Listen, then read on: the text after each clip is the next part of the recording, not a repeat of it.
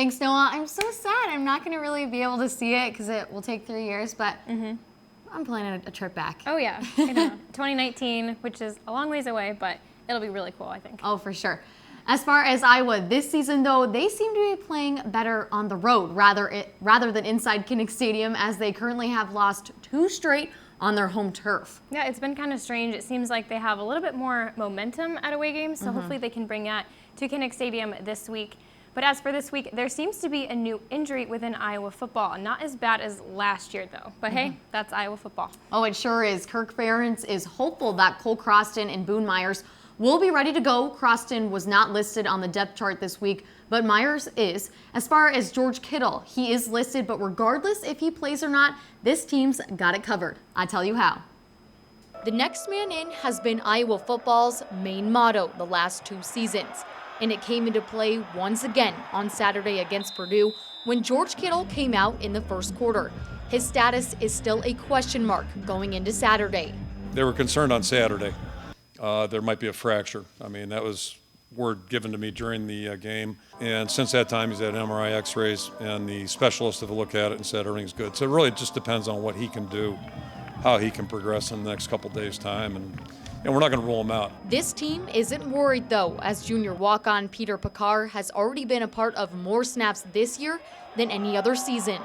I think George has done a real good job bringing us along and teaching us the ropes and finally getting out there and experiencing some playing time. And I think I've matured and I finally really feel like I have a good grasp of the offense. Picard is still waiting for his first reception of his college career, but he focuses more on the blocking aspect instead. Whenever my number's called, hopefully I'll be open.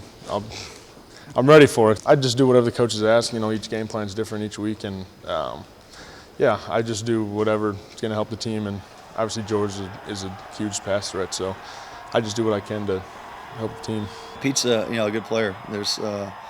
He does a great job in the run game block, and he actually, Akram's long run right before half last week, he made a huge block that kind of set him free in that, right before half, the 75-yard run. And he does a good job blocking. Behind Picard is true freshman Noah Fant, who was the highest ranked recruit out of Nebraska last year. Fant even got his first touchdown of his collegiate career against Purdue. Obviously, he was thrown in the fire the last couple of weeks, with some injuries and whatnot, but he's been doing really well. Keeps to improve. I mean, each week's a new challenge, and we keep on improving each week. Peter Picard is actually from Wisconsin, so this will be a really fun game for him. As far as Noah Fant, unfortunately, we weren't able to talk to him as we can't talk to 2 freshmen. Found out that was the year that was put on rule, 10 years ago that we can't talk to true freshmen. But oh well. Yeah, it is kind of sad to see injuries like this happen, but it's also really cool to see these young players step up. Oh, exactly. Well, considering this will be Iowa's first ranked opponent of the year, with Wisconsin sitting at number 10 in the nation, it's got to be making fans a little anxious. I sure am. Oh yeah, for sure. So we sent our talk around experts, Liv and Colin, out to get the vibe. Take it away, guys. Well, Olivia, this weekend's matchup against the Badgers is actually the first ranked matchup for the year for the Hawkeyes. That's right, Colin, and we took campus to check out what fans think about the big game this Saturday. Big game against Wisconsin. What are your plans? I am going to tailgate. One of my friends' parents are coming, so we're going to have a huge tailgate with them right by the stadium. Sounds like a lot of food. Lots of food. We love food. Good. Who would win, a Badger or a Hawkeye?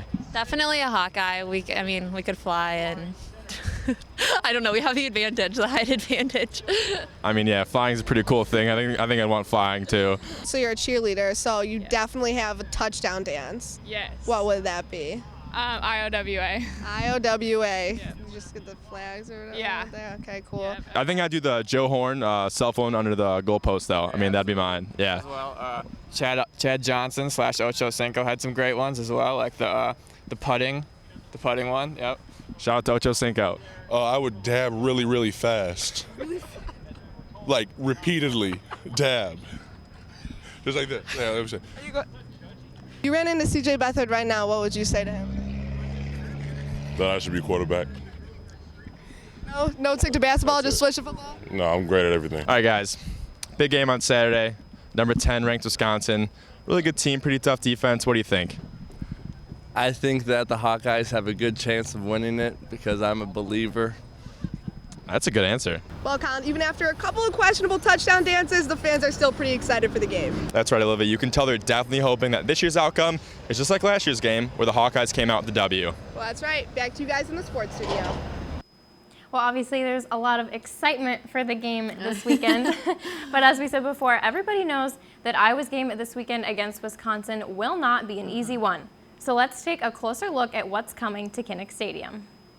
Wisconsin is coming to Kinnick Stadium after 2 consecutive losses to Michigan and Ohio State. Also looking for revenge from last year, no doubt. And this game will likely determine the rest of Iowa's season. But they're well aware this is one of the toughest teams they will play all season. We know that it's going to be intense, and it's always a dogfight with Wisconsin. A great opportunity for us to define our season, just like last year when we played them. It's going to define what kind of season we're going to have and what kind of team we are at this point. They've got a good record, and more importantly, they've got a good football team that really plays well. And again, it doesn't seem to matter if they're on the road or at home. They play good football. The Wisconsin offense has dangerous running backs and wide receivers that can step up against tough teams. 2 to watch are wide receiver Jazz Peavy and running back Corey Clement. When you got a team that can run the ball as well and throw the ball in the air, it's going to be difficult. Last week against Ohio State, the Badgers posted over 200 yards in passing and rushing each. They were also the first team to score a rushing touchdown against the Buckeyes this season. Our offensive line is a little bit younger than it usually is, but it's the same size, same schemes they've been having for a lot of gap schemes, running the ball downhill, and they have very physical, explosive backs. Now the Badger defense is ranked 3rd in the Big Ten. And since 2013, they've allowed their opponents an average of only 16.8 points per game, with only 8 total touchdowns scored against the Badgers in their first 6 games. A lot of physicality in their linebackers and their D-line. I'd say it's our toughest challenge yet, so, we got our work cut out for us. And being 2nd in the Big Ten in rushing defense, the Iowa running backs will have a challenge on their hands come Saturday, especially going up against a 3-4 defense. That they're excellent defense and that they're going to bring it every snap. So you got to make sure that you're mentally ready for the pounding that you're going to get, because there's going to be plenty of plays that are going to be 1-2 yard gains, and it's going to be a lot of stuff in there, because they have great players on their defense. Wisconsin has seen some injury adversity as well. Vince Beagle was out. He had a foot screw put in his foot, but as far as Wednesday, he is good to go. So that linebacker core, a little scary. And their redshirt freshman is really good. He's young, obviously, but it's going to be exciting. Yeah.